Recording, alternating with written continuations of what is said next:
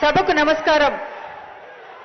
వాలంటీర్ల వందనం కార్యక్రమానికి విచేసినటువంటి మన ప్రియతమ ముఖ్యమంత్రి వర్యులు శ్రీ వైఎస్ జగన్మోహన్ రెడ్డి గారికి, వేదికను అలంకరించినటువంటి పెద్దలకు మరియు విచేసినటువంటి మీ అందరికీ నా హృదయపూర్వక స్వాగతం తెలియజేసుకుంటూ, అన్నా మీరు ముఖ్యమంత్రిగా అయిన తరువాత దాదాపు 2,55,000 పైచిలకు వాలంటీర్లను గుర్తించి మన రాష్ట్ర ప్రజలకు వారి ద్వారా మీరు అందిస్తున్నటువంటి సేవలు ప్రపంచానికే ఆదర్శమన్నా.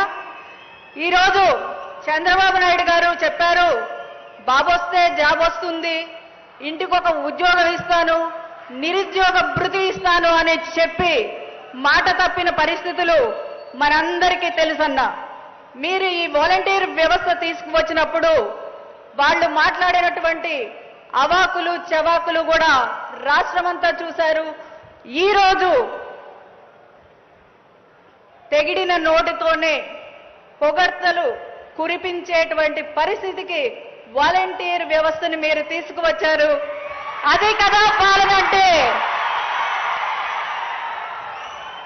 వాలంటీర్స్ ను నియమించినప్పుడు వాళ్ళని ఇంటి దగ్గరికి రానివ్వడానికే చాలా మంది సందేహపడితే, ఈరోజు వాలంటీర్ అంటే మా ఇంటి అమ్మాయి, మా ఇంటి అబ్బాయి సూర్యుడైనా పొద్దున్నే వస్తున్నాడో లేదో కానీ ఫస్ట్ తారీఖు కల్లా తెల్లవారుజామునే వాలంటీర్ వచ్చి మా ఇంటి తలుపు తట్టి ఈరోజు పెన్షన్ ఇస్తున్నారు అంటే అది కేవలం మీదయ్యే అన్నా. ఇప్పుడైతే కోవిడ్ రోజులు, లాక్డౌన్ రోజులు మనం మర్చిపోయాం, కానీ ఆ రోజు ఇంట్లో వాళ్ళు ఒకళ్ళు పలకరించుకోవడానికే భయపడేటువంటి పరిస్థితుల్లో మరి వాళ్ళ కుటుంబాలను కూడా లెక్క చేయకుండా సేవలు అందించినటువంటి సైనికులు ఎవరన్నా ఉన్నారంటే అది వాలంటీర్లు మాత్రమే అని చెప్పుకోవడానికి మేము కూడా గర్వపడుతున్నామన్నా.